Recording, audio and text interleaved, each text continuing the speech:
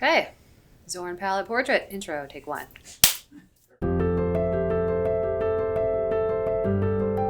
Okay, so this workshop is Zorn Palette Portrait, and what does that mean?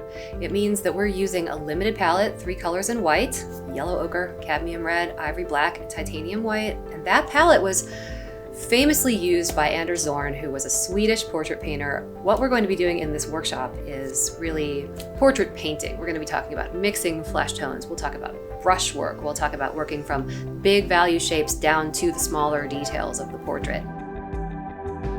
I've just loved painting portrait, and for me, capturing a likeness is the thing that I adore the most about it. It's when you're painting along, and suddenly that person emerges on the canvas.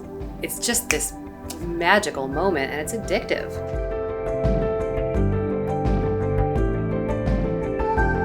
We're gonna fill out a color wheel chart and then take that fully fleshed out palette and turn it into a set of flesh tones that we can paint a portrait of anyone with. You'll be investigating the way light travels across the form and how we can work from big shapes of light, medium, and dark value on the face toward the smaller details. Working from those bigger shapes down to the smaller ones, mixing our paint before we start, really taking a deep breath, examining the model, getting comfortable and relaxed before we start. All these things can help us break out of that mental pattern of thinking, this is hard, I am stressed, I hate this, I'm terrible, I quit. It's, I'm learning, this is okay. No one ever has to see this but me and Sarah.